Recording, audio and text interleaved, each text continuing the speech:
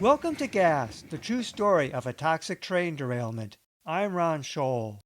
Last time on Gas, we examined how health officials and health agencies approached issues around chemical sensitivity and how their conclusions impacted spill victims. We now continue with Part 6, Chapter 8, Brain Damage. Epigraphs. To offer the concept that most of the disease risks of the 1990s have chemical causes is as radical now as the theory that infectious agents cause disease was in the early 19th century. Dr. K. Kilburn.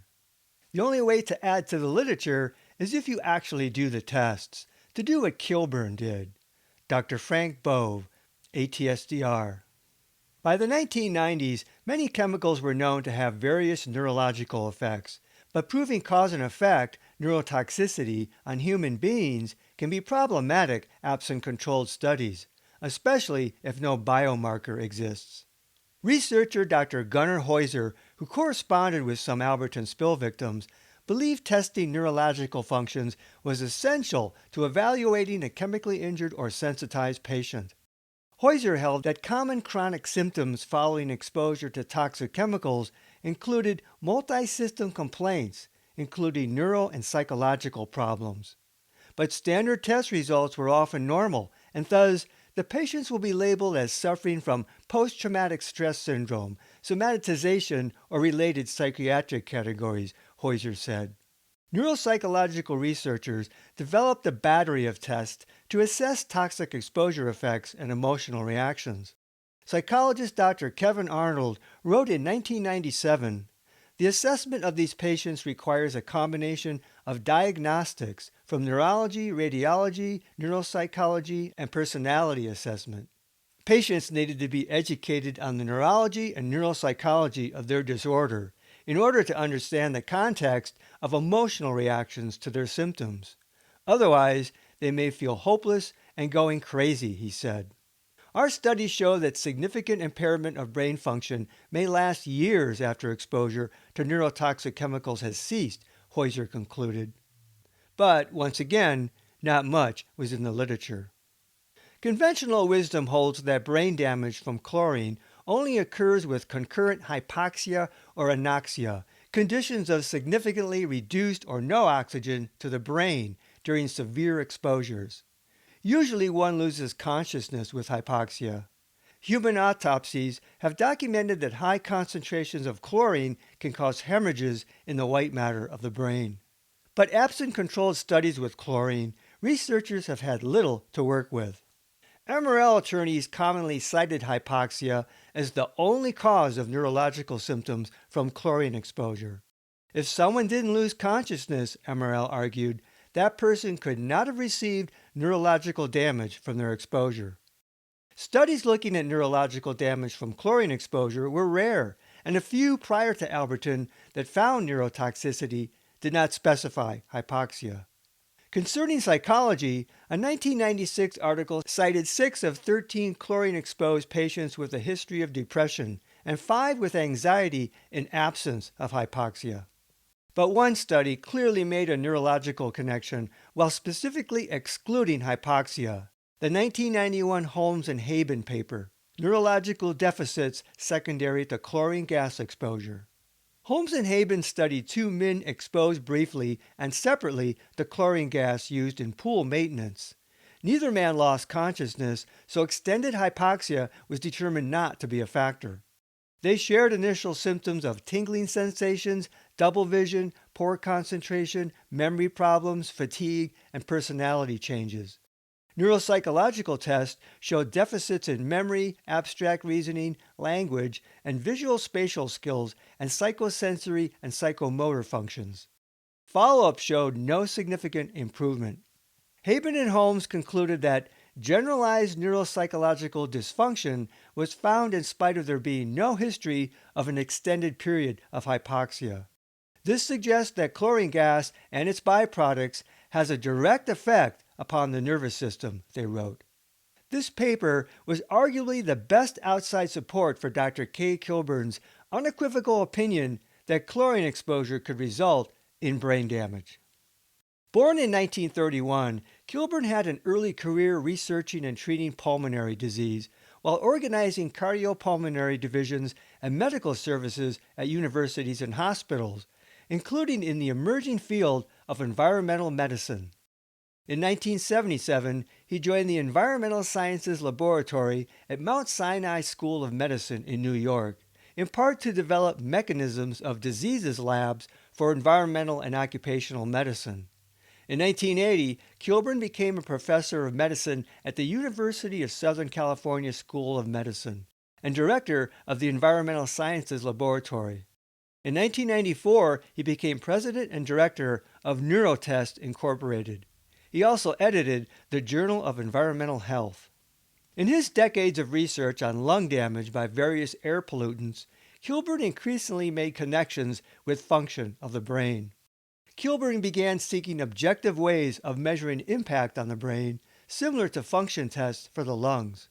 In the 10 years leading up to the Alberton spill, he conducted neurophysiological tests on over 3,600 people exposed to environmental chemicals, and determined the brain was the primary and the ultimate organ damaged by many chemicals, the most sensitive organ for chemical injury. In the process, he developed a protocol for field tests adaptable to various types of exposures. And in addition to many articles, he published 2 books on the neurophysiological effects of various environmental exposures. Kilburn posited that chemical brain damage equated functionally to premature aging of the brain, that it was possible to accurately measure impaired functions, and, convinced that such damage was by and large not curable, he became an advocate for preventing such injury and a critic of corporate abuse of chemicals upon society. In the process, he didn't merely study victims of chemical exposure, but testified on their behalf. He wrote of such victims, "Their increasingly frequent tragedies need to be studied as examples of chemical injury for the benefit of all society." Kilburn saw brain damage from ubiquitous chemicals as the largest general threat to humankind. "Our civilization reeks with chemicals," he said. "The slow destruction of our brains is an oozing lesion that, if not stopped, threatens to destroy our civilization." But Kilburn was clearly aware that one of the biggest obstacles to acceptance of his theories lay in the gravity well of convention and invested interest. Science had to make the case. Since almost all environmental exposures went unmeasured and dose estimates usually a guess, Kilburn began with health effects first and then modeled exposures. He was highly critical of psychological explanations for people's symptoms from chemical exposure that mistook an effective outcome for a cause. True investigation, he felt, should begin with objective testing of neurobehavioral functions. Unlike brain scans, which showed local damage or general damage only after it had become gross, Kilburn sought tests that were sensitive to general damage at an early stage. He began employing neurobehavioral testing that revealed signs of generalized brain damage in cases where differential diagnosis pointed to chemical exposure as the cause. Kilburn naturally relied on exposure accidents, unscheduled human toxicity testing, he called it, for his subjects. The process was less than scientifically ideal, but barring unconscionable controlled experiments, there was really no choice but to squeeze meaning out of man-made disasters experiments, he said. By borrowing and adapting from various established psychological tests and building devices to measure brain activities, Kilburn developed a battery, evolved over years, to examine incipient neurological effects of exposure to a variety of chemicals. He followed subjects through time to document changes. From years of testing, Kilburn developed several referent control group populations, which he combined into a nationally representative unexposed group to define the U.S. population's test performance when unexposed to chemicals. They became the standard for his control data. But it wasn't easy for Kilburn to define normal for brain functions absent significant exposures. Based on a range of control groups developed over 10 years, he concluded that only 4 groups were good controls. Kilburn's dismissal of controls set him up for attack later in court, But Kilburn made the analogy with basing pulmonary function studies in the same fashion. If you get abnormal pulmonary functions, you have to conclude that people had some reason for abnormality, he said. In rejecting control groups he considered abnormal, Kilburn asserted he had found the norm, a standard, in effect making further control groups in his studies irrelevant. Heuser wrote, "The fact that exposure is an everyday event for most people makes it almost impossible to find scientifically acceptable control populations." In his book, Kilburn came to a surprise conclusion that with 9 of 13 control groups of his showing some chemical impairment, to be unimpaired was unusual, he wrote. Not unreasonably, he assumed that exposure to chemicals in the U.S. was widespread, and concluded that impairment of the brain had become pandemic. The tests were expensive. Not surprisingly, a toxic exposure investigator not only had to be opportunistic, he generally found himself without public funds, so Kilburn had to work closely with lawyers, though his tests associated with litigation included non-plaintiffs as subjects. In sum, Kilburn documented brain damage from a variety of chemicals, including chlorine, including in patients with brief exposure. In the long term, he found the majority of subjects worsened at rates faster than normal aging, and reversibility was rare. Kilburn also noted a significant association with chemical brain damage and multiple chemical sensitivity. Kilburn wrote that a single, quote, high-dose exposure to chlorine for only a few seconds could impair brain function, even absent hypoxia. He believed it was more probable than not that exposure to any level of chlorine could cause neurological damage. Kilburn speculated on a mechanism of chlorine damage. Reacting in the lungs, chlorine produced disruptive oxygen-free radicals and organic chlorine products such as chloramines, which were transported in the blood and into the brain across blood-brain barriers. Another possibility was the olfactory route via the nasal olfactory bulb nerves of the brain into the limbic system. Either way, Kilburn speculated that chemicals targeted functions of the limbic system, a portion of the brain including the amygdala, hippocampus, and the hypothalamus, an intersection for emotions, memory, and learning, among other functions. Because of the dearth of neurological studies on chlorine victims, Kilburn assumed he worked on the cutting edge. Kilburn called for more research, a standardization of tests for neurotoxicology, and more effort to encourage the new epidemiology of the brain function, as related to environmental exposures to chemicals. From Kilburn's perspective, the Alberton derailment offered his greatest opportunity by far for careful study of the neurological effects of acute chlorine exposure on a large group of people. Spurned by the railroads and the Missoula Health Department, Kilburn received funding from plaintiff lawyers. In Kilburn's first round of Alberton testing in 1996, Alberton subjects exhibited significant rates of abnormalities. 70% of the exposed group also had bronchoconstriction. In his second round of Alberton spill testing in 1999, Kilburn found people's brain functions had deteriorated and chronic bronchoconstriction broadly remained. In his Alberton studies, Kilburn matter-of-factly declared that people had been exposed to both chlorine and cressolate, as well as chlorinated derivatives. Kilburn personally described an Alberton smell, kind of acrid and biting, he wrote. In deposition, Kilburn simply said, "I think to produce the phenolic smells and pesticide smell and so forth in Alberton, one would have to conclude that some of the phenolic compounds migrated. In what form they migrated is not able to be known," he said. While his general thesis was that various chemical exposures could cause similar brain damage, Kilburn said that acute chlorine exposure alone could account for the pulmonary and neurological damage he saw in Alberton victims. MRL sought to exclude plaintiff medical experts from testifying in court, and none more so than Kilburn. The dichotomy of junk science versus sound science lay at the heart of corporate attempts to undermine certain expert opinion. Sound science, Raffensperger and Myers wrote, is shorthand for a narrow definition of what counts as scientific evidence and how it is interpreted. It would require very high levels of confidence before pronouncing a link between cause and effect. In fact, those who interpret science in this way might use that uncertainty to argue that there was no effect, they wrote, Think cigarettes, cancer, and corporate-funded science. In today's economic and political paradigm, chemicals were assumed innocent until proven guilty, and sound science dictated a 95% certainty of harm. But such certainty was often unreachable in a complex biological world. Wrote one doctor in 1998, there is activist litigation against manufacturers of carpet, paint, household cleaning products, etc.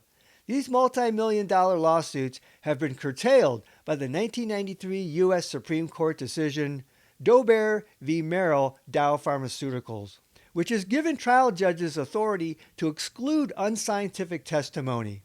This decision has been used successfully in ruling that multiple chemical sensitivity is not a recognized clinical entity. Enter Dober. Dober set two important precedents, interpreted by plaintiffs as encouraging bias towards defendants in tort cases. The court strengthened the role of judges as gatekeepers for scientific evidence that the jury would hear, and elaborated on rules for evaluating the reliability and relevance of scientific experts and scientific evidence. Dober and subsequent rulings have allowed judges to decide what sound science is and what juries get to hear. Montana adopted Dober in state courts, and in both state and federal Alberton cases, MRL attacked several plaintiff experts on its basis, including railroad operations, and medical experts. MRL's arguments against the expert testimony of Missoula ophthalmologist Dr. Rick Neumeister put the attacks against Dr. Kilburn into perspective. Neumeister documented chronic blepharitis, mebomyitis, and dry eye syndrome in over 60 patients. MRL argued that Neumeister's testimony on eye injuries from chlorine exposure was, quote, unreliable and not based on accepted scientific method, including the fact that such opinions had no support in the medical or scientific literature.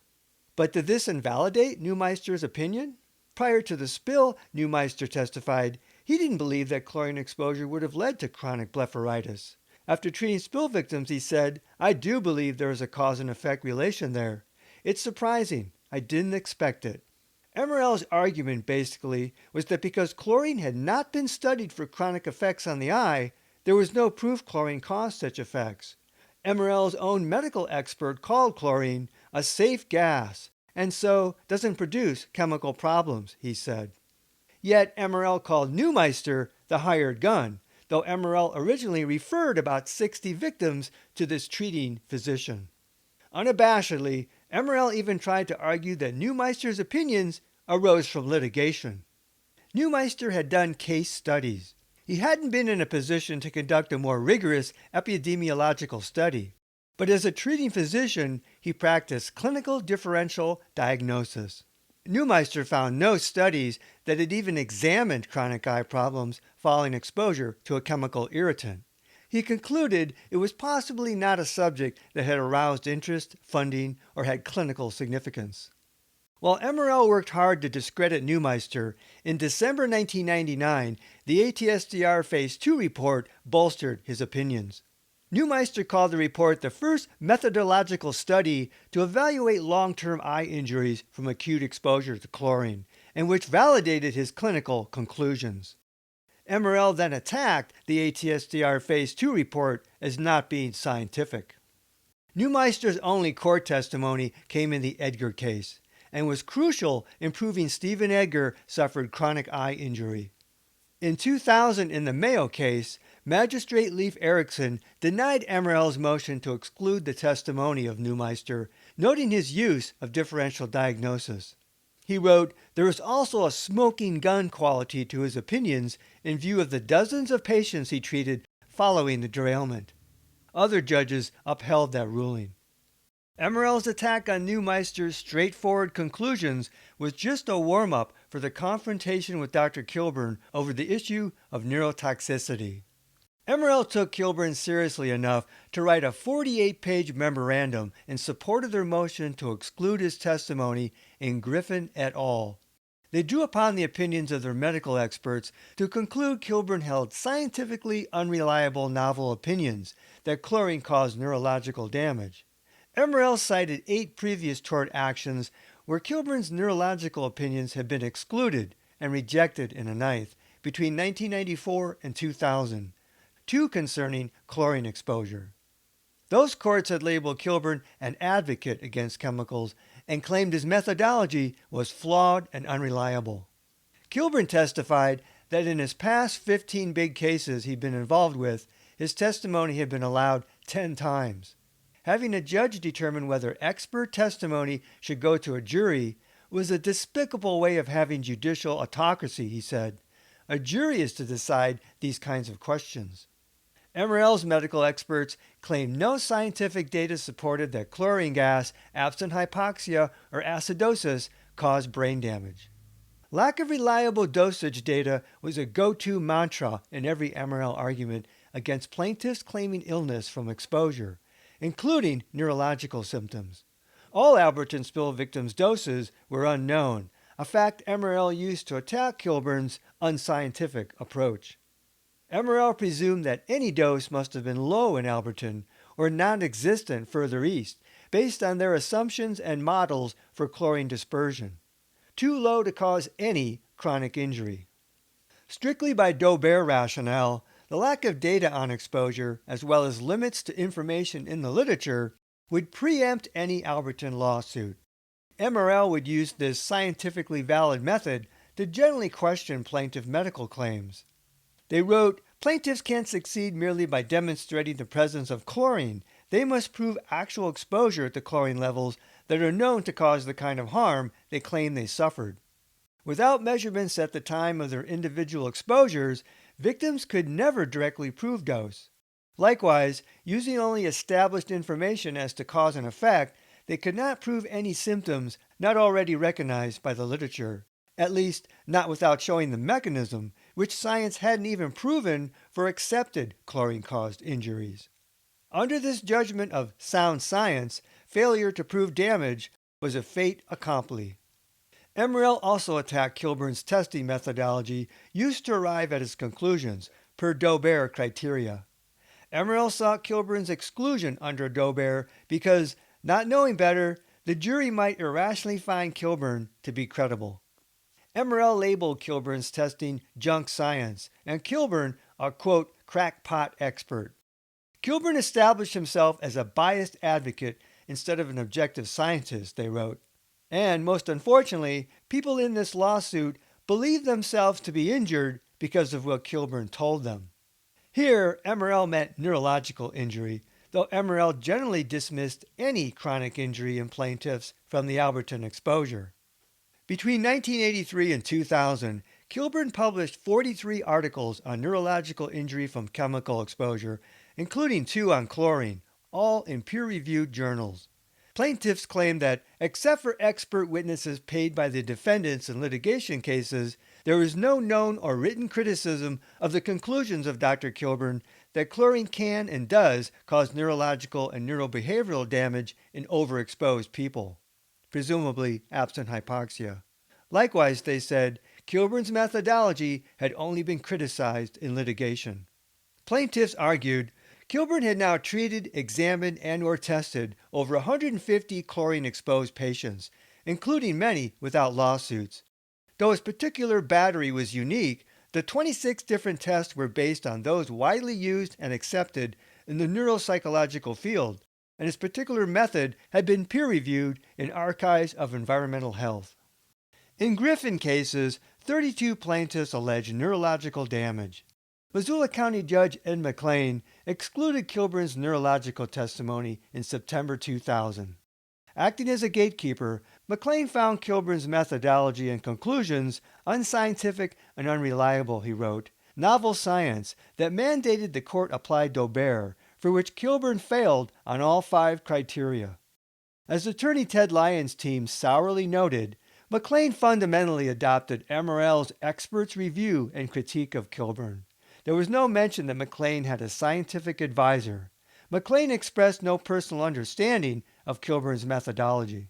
In sum, McLean ruled that Kilburn came across as an advocate, not a scientist, who sought to prove preconceived conclusions.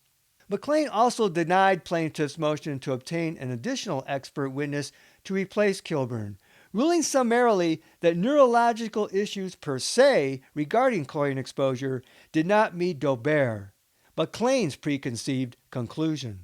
By this gatekeeper logic, no reported chlorine exposure symptoms not already in the literature could be presented to a jury. Death by Daubert. Neurological injury from the Alberton spill would never get a day in court, and no jury would hear the detailed reasoned arguments for and against. But even if some judges dismissed Kilburn's tests, methods, controls, and conclusions of neurological injury, many Alberton victims continued to report chronic symptoms such as memory degradation, dizziness, headaches, and a general feeling of having abruptly aged. These symptoms didn't vanish because of a judgment concerning sound science.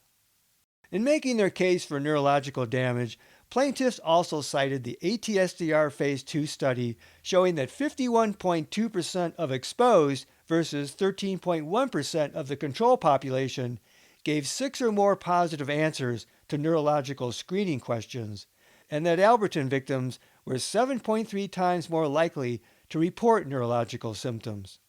But ATSDR didn't know how to evaluate their own questionnaire, claiming the questionnaire's use in this study was primarily to address residents' concerns about neurological symptoms, as it has not been shown that chlorine is neurotoxic, they wrote.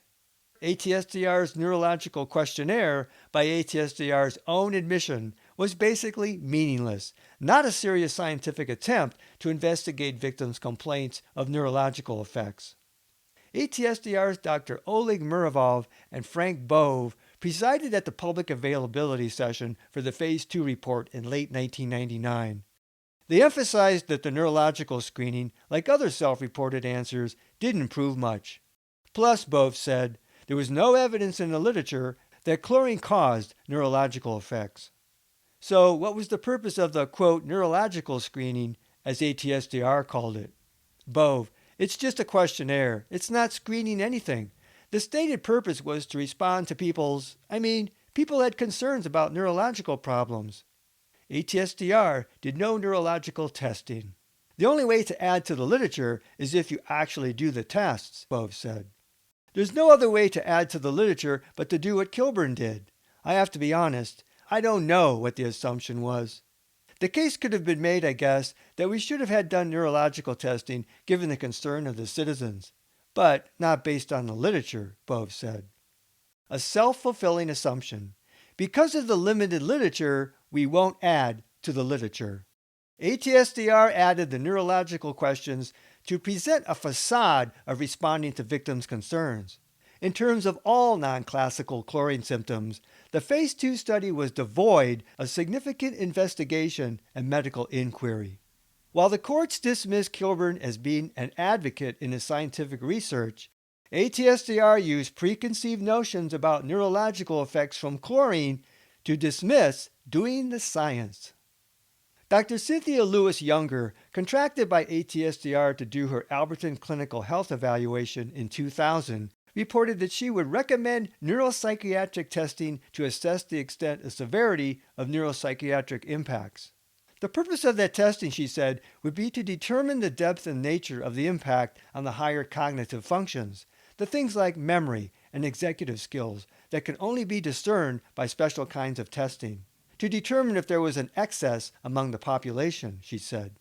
But just as ATSDR had no interest in following up Lewis Younger's RADS findings, or in following their own long-standing recommendations for studying multiple chemical sensitivity, the agency would have no interest in following her recommendation for true neurological or neuropsychiatric testing. Dr. Mary Stranahan, a general practitioner and osteopath in the Flathead Valley north of Missoula, didn't doubt Alberton's spill exposures caused neurological injury. How do these symptoms relate to the respiratory system? She asked in a 1998 interview with Lisa Mosca. Multiple wakings of sleep, fatigue, brain fog, pain in legs, short-term memory loss, reading retention, and difficulties with subsequent exposures? It has nothing to do with the respiratory system. It has to do with the neurological system. There is a definite neural brain injury that you see in an acute chemical exposure, she said. Stranahan pointed to PET scans that had documented injury in brain function as a result of toxic exposure. Stranahan described brain fog, something also seen in chronic fatigue, fibromyalgia, and Gulf War syndrome, as that same sort of way you feel when you are at the very height of a bad flu bug.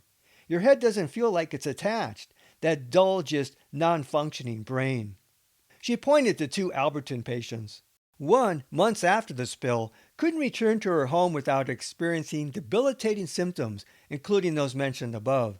Another patient, independent and successful prior to the spill, and with no prior history of neurobehavioral problems, Stranahan now described as a psychiatric train wreck.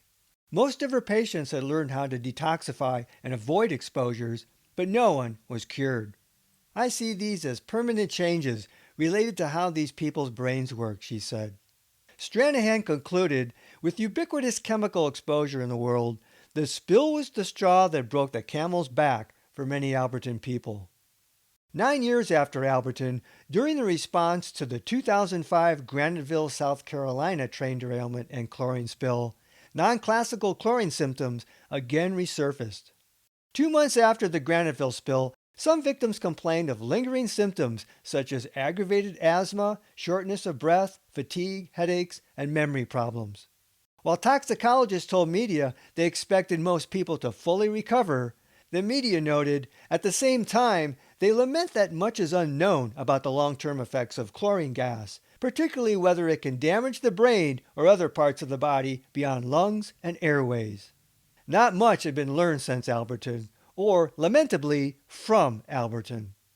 While the CDC predictably bemoaned the lack of good studies by 2005, they had declined to study the prevalence of RADS or multiple chemical sensitivity in Alberton victims, or conduct neurological testing. Investigations that could have helped Alberton and future victims, such as in Graniteville. In 2005, Dr. Kilburn sent a proposal to the CDC seeking funding for a study of neurological symptoms in Graniteville victims. He was denied. Next time on Gas, the true story of a toxic train derailment, we briefly look at the 3 cases that go to trial over the Alberton spill, and then consider the issue of liability for the derailment, which Montana Rail Link vigorously denies. Until then, this is Ron Scholl. Thanks for listening. This podcast is adapted from the book Gas, the true story of a toxic train derailment.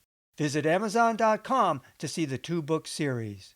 To access support material in the book, such as maps, photos, illustrations, and video links, visit my Facebook page Gas, the true story, or watch my Gas playlist on my YouTube channel at RL Scholl.